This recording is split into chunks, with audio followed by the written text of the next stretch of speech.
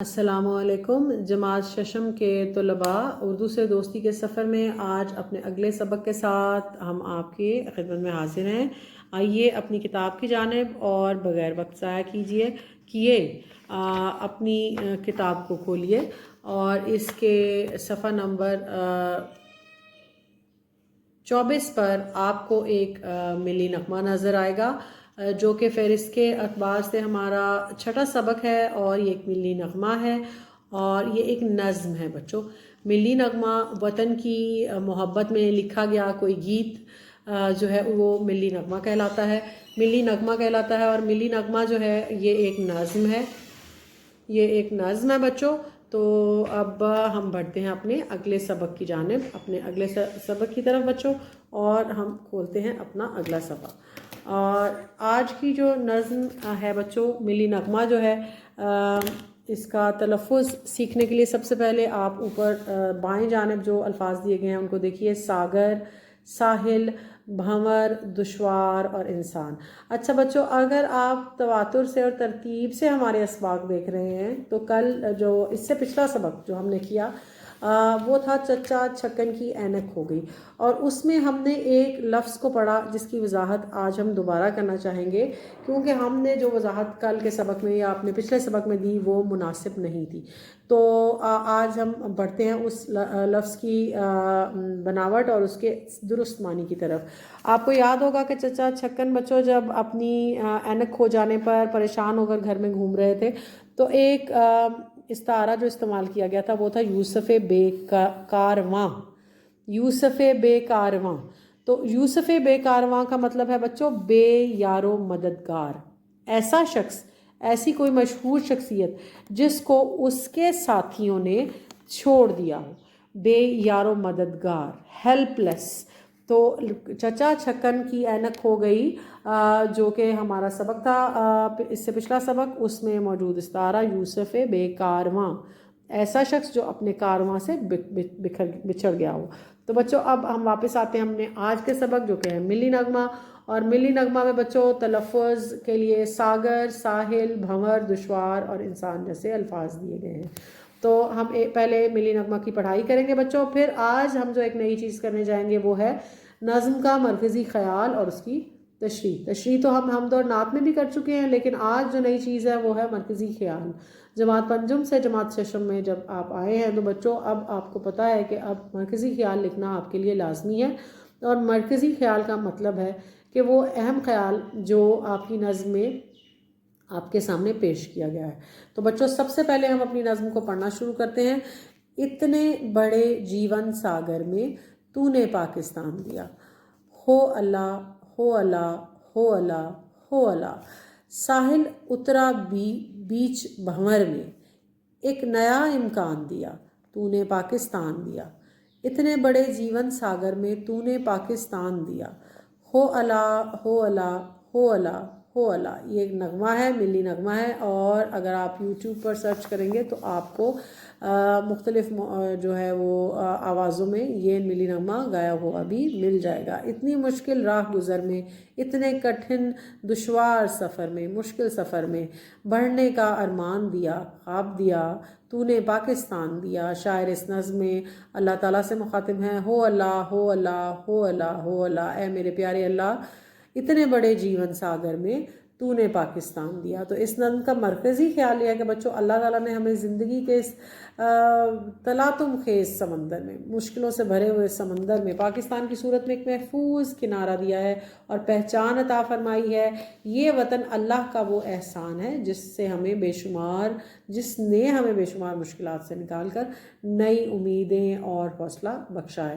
تو بچوں اب دیکھتے ہیں ہم اپنا مرکزی خیال، لیکن مرکزی خیال سے پہلے بچوں نظم کو مکمل پڑھ لیجئے۔ ایک دن ساری دنیا کہہ دے تو نے اس دھرتی کے رستے، ایک نیا انسان دیا، تو نے پاکستان دیا، ہو اللہ، ہو اللہ، ہو اللہ، ہو اللہ۔ اتنے بڑے جیون ساگر میں تو نے پاکستان دیا، ہو اللہ، ہو اللہ، ہو اللہ، ہو اللہ۔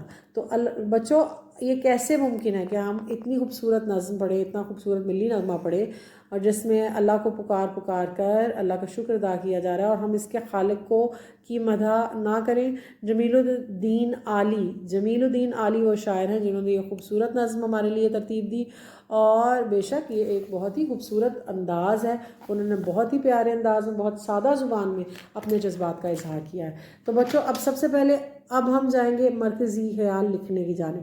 تو بچوں آپ کے دائیں ہاتھ میں آپ کی پینسل ہونی چاہیے اور بائیں ہاتھ میں آپ کا اریزر، اور your pencil should be sharp, اور if you are using an ink pen تو آپ اپنے انک پین میں، اپنے قلم میں جو سیاہی ہے وہ بھر لیجئے اور اپنی مارجن لائنز لگائیے اور اپنے کام کو شروع کیجئے۔ تو بچوں ملی نغمہ، جمیل الدین عالی اس کے شاعر ہیں، ہماری نظم کے شاعر ہیں جمیل الدین عالی، جیسے کہ میں نے پہلے آپ کو بتایا۔ اور اس کا مرکزی خیال ہے بچوں، اس نظم کا مرکزی خیال یہ ہے کہ اللہ تعالیٰ نے ہمیں زندگی کے تلاطم خیز سمندر میں پاکستان کی صورت میں ایک محفوظ کنارہ اور پہچان عطا فرمائی ہے۔ یہ وطن اللہ کا وہ احسان ہے جس نے ہمیں بے شمار مشکلات سے نکال کر نئی امیدیں اور حوصلہ بخشا۔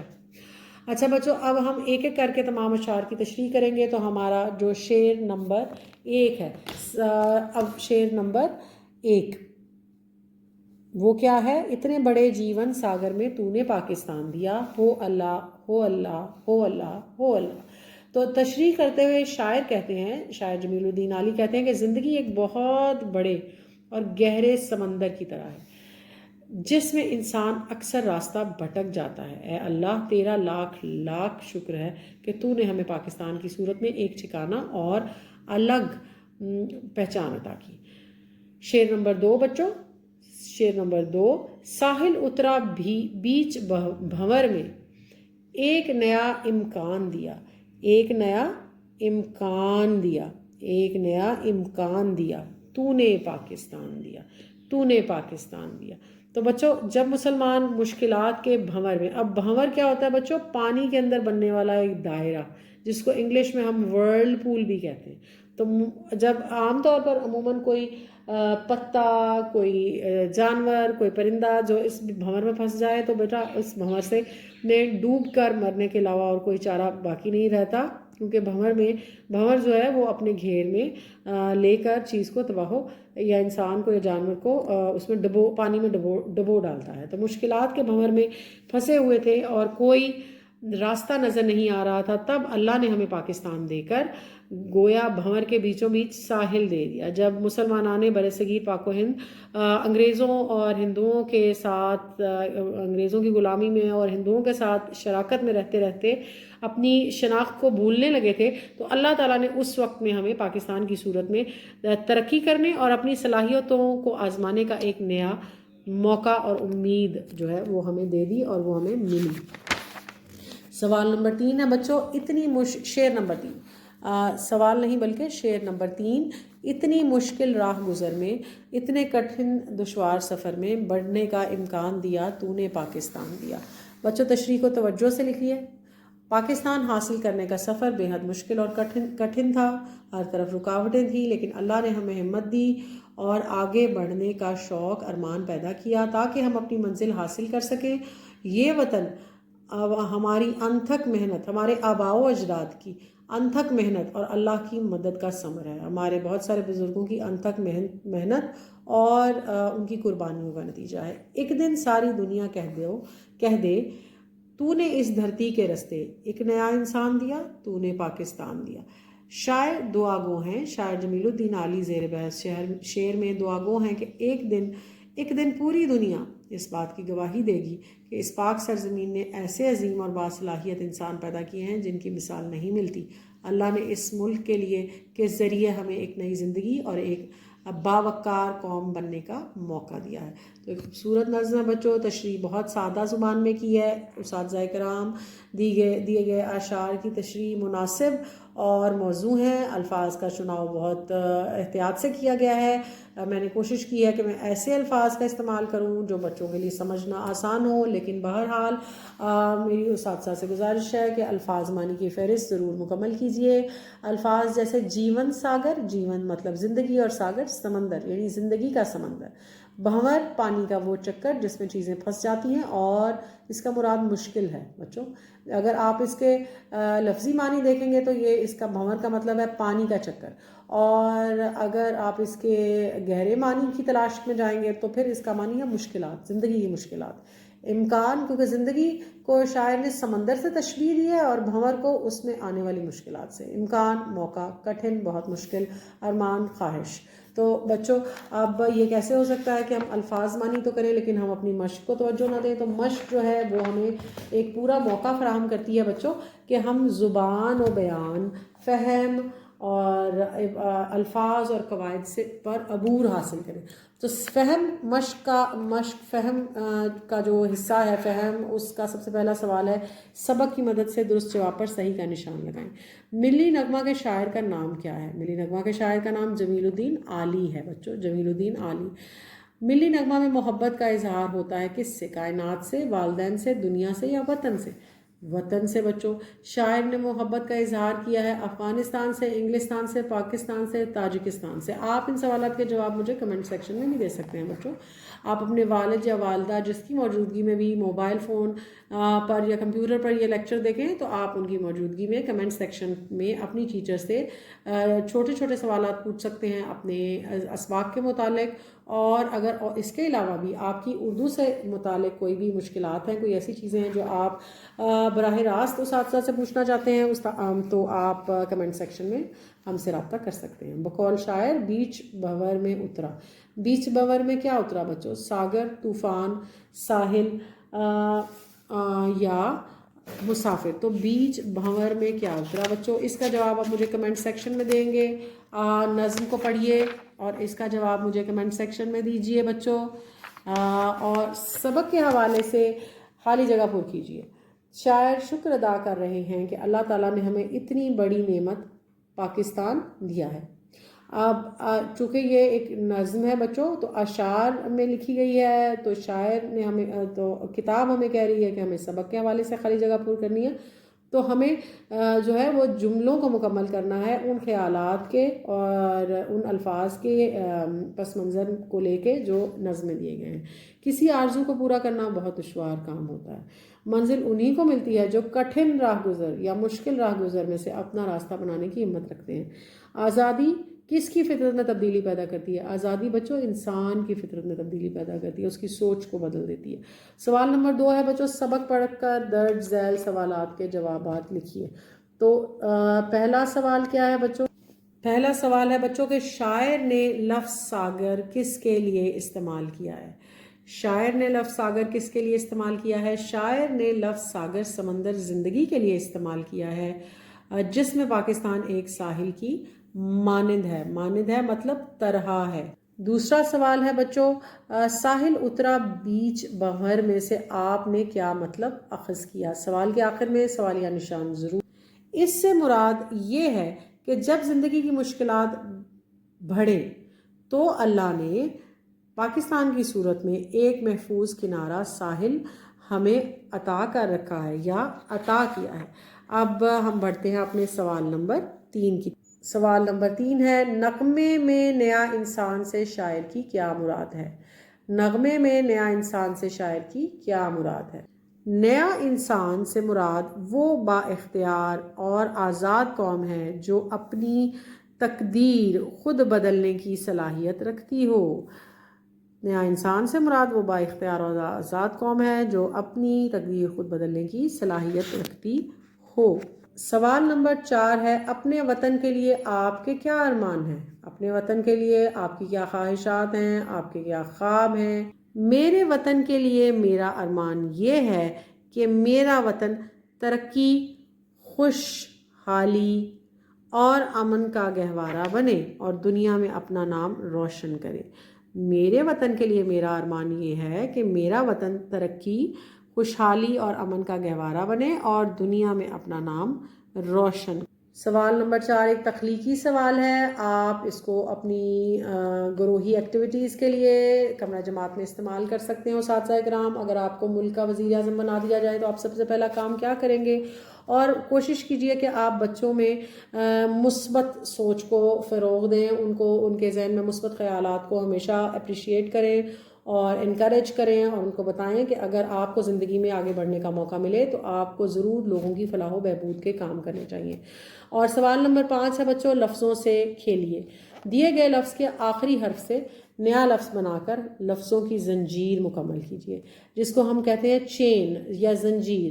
تو پہلا لفظ جو ہمیں اس ایرو کے اوپر نظر آ رہا ہے، اس تیر کے اوپر، وہ ہے شکر۔ شکر کا آخری حرف ہے رے، تو رے سے روپ، رات، ریت۔ بچوں آپ کوئی سا بھی لفظ بنا سکتے ہیں، لیکن اس صورت میں آپ کی یہ زنجیر بدل جائے گی، کیونکہ آخر میں آنے والے حرف ہی یہ جو ہے طے کرے گا کہ آپ کا اگلا لفظ کیا ہوگا۔ پے سے پردہ، ہے سے ہاتھی، چھوٹی یہ سے یکسر، اور رے سے ریگستان۔ تو آپ الفاظ کو بالکل تبدیل کر سکتے ہیں۔ اور اساتذہ کرام، آپ کو میں نے اپنے پریویس لیکچرز میں بھی اس بات کی جو ہے وہ مشورہ دیا تھا، اور یہ میرا بہت ہی ہمبل سجیشن ہے کہ آپ اپنے فارغ وقت میں کسی بھی ایسے بچے کو جو کہ لکھنا جانتا ہے الفاظ کو اور اس کی لکھائی بھی صاف ہے، آپ اس کو وائٹ بورڈ یا بلیک بورڈ کے اوپر یہ زنجیر بنانے کے لیے کہہ سکتے ہیں، اور بچے جب اپنے ہمجولیوں کو کچھ کرتے ہوئے دیکھتے ہیں تو وہ بہت جلدی اس کو سیکھتے ہیں اور وہی کرنے کی خواہش ان میں پیدا ہوتی ہے۔ تو بچوں آگے بڑھیے اور قواعد کی جانب آئیے۔ عبارت میں سے ہم معنی الفاظ چن کر دی گئی جگہ پر لکھیے۔ اب ہم معنی الفاظ، جن کو انگلش میں ہم سینونمز کہتے ہیں، ہم معنی الفاظ یا مترادف الفاظ۔ کسی ندی کے کنارے ایک برگد کا درخت تھا، اس درخت پر ایک فاختہ اور چونٹی رہتی تھی۔ ایک دن فاختہ نے چونٹی کو درخت سے نیچے گرتے ہوئے دیکھا۔ ہمسائی کو مصیبت میں پا کر وہ سخت بے چین ہوئی۔ اس نے درخت کا ایک پتا اٹھا کر چونٹی کے قریب رکھ دیا۔ چونٹی نے اس پتے پر چڑھ کر اپنی جان بچائی۔ ایک دن ایک شکاری ادھر آ نکلا اور اس نے اپنی بندوق سے فاختہ کو نشانہ بنایا۔ چونٹی اس کے ہاتھوں پر چڑھ گئی اور اس نے اتنی زور سے کاٹا کہ شکاری کا نشانہ چوک گیا۔ سچ کہتے ہیں کہ نیکی کبھی رائے گاہ نہیں جاتی۔ اب اس میں سے کچھ الفاظ خط کشید کیے گئے ہیں، جیسے کہ درخت، اور جیسے کہ بچوں ہمسائی، مصیبت، اور اس کے علاوہ قریب، اور اس کے علاوہ چوک اور رائے گاہ۔ تو نیچے اپنی آپ کی کتاب ایک طرح سے ایک عملی کتاب بھی ہے، جس کو آپ ورک بک پہ کہتے ہیں۔ تو یہاں پر پہلے جو رو ہے اس میں آپ کو لفظ نظر آئیں گے، اور دوسری جو رو ہے، دوسرا خانہ، اس میں آپ کو اس کے مترادف نظر آئیں گے، یعنی ہم معنی۔ لفظ شجر اور اس کا مترادف ہے درخت۔ لفظ ہے پڑوسن اور اس کا مترادف ہے ہمسائی۔ لفظ ہے آفت اور اس کا مترادف ہے مصیبت یا مشکل۔ لفظ ہے نزدیک اور اس کا مترادف ہے قریب۔ آپ کا اگلا لفظ ہے خطا اور اس کا مطلب ہے مترادف ہے چوک گیا، چوک گیا۔ لفظ ہے ضائع، ضائع، ضائع، اور مترادف ہے رائے گاہ، رائے گاہ۔ تو بچوں سوال نمبر 7، درج ذیل الفاظ کے مترادف کی جوڑیاں کاپی میں لکھیں۔ اب میں نے آپ کی آسانی کے لیے اس کو یہاں پوائنٹ آؤٹ کیا ہے، لیکن آپ اس کو اپنی کاپی میں دہرائیں گے۔ اور اگر آپ اپنا ہوم ورک کرنے کے لیے لیکچر یوز کر رہے ہیں تو آپ لیکچر کو پاز کیجئے اور غور سے سنیے کہ میں کس طرح الفاظ کو دہرا رہی ہوں، الفاظ اور ان کے مترادف کی جوڑیاں کیا کیا ہے۔ تو پہلی جوڑی ہے علم جھنڈا، علم جھنڈا، علم جھنڈا۔ حرص لالچ، حرص لالچ، حرص لالچ۔ نادان، نادان احمق یا بیوقوف، نادان احمق، نادان احمق۔ محفل، محفل مجلس، محفل مجلس۔ زندگی، زندگی حیات، زندگی حیات۔ نصرت، نصرت، نصرت کا مترادف کیا ہے بچوں؟ نصرت فتح، خوشی۔ رنج غم، رنج غم۔ نصرت فتح، رنج غم۔ تن بدن، تن بدن۔ تو بچوں تمام مترادف کی تمام جوڑیوں کو میں نے ایک ایک کر کے دہرایا ہے۔ برائے مہربانی اساتذہ کرام اس عملی مشق کو کتاب پر اور بعد میں نوٹ بک پر کرنے کے لیے بچوں کی ہمت بندھائیے۔ دی گئی عبارت درست تلفظ اور روانی سے پڑھیے۔ بچوں مجھے امید ہے آپ اس کو غور سے اور توجہ سے سنیں گے اور اپنے لہجے کو اور اپنے تلفظ کو درست کرنے کی کوشش کریں گے۔ انسان جس جگہ پیدا ہوتا ہے اسے اس سرزمین سے پیار ہوتا ہے جہاں اس کا بچپن اور جوانی کے ایام گزرتے ہیں، یہی اس کا وطن ہوتا ہے۔ لیکن ہمارے دین کے مطابق کل عالم ہمارا وطن ہے، کل عالم ہمارا وطن ہے۔ ہمیں دنیا میں بسنے والے ہر مسلمان سے ہمدردی ہونی چاہیے۔ اللہ تعالیٰ نے ہماری شناخت کے لیے ہمیں مختلف خاندانوں میں اور خطوں میں تقسیم کیا ہے۔ اس کا ہرگز یہ مطلب نہیں کہ کوئی سے کسی سے برتر یا کمتر ہے۔ سب انسان برابر ہیں۔ اللہ کے نزدیک وہی انسان پسندیدہ ہے جو دوسرے انسان کے لیے بھلائی اور خیر خواہی کے جذبات رکھے۔ ہمیں چاہیے کہ اگر دنیا میں کہیں بھی کسی مسلمان کو کوئی تکلیف پہنچے تو ہم اس کے دکھ درد کا احساس کریں اور اس کی ہر ممکن مدد کرنے کی کوشش کریں۔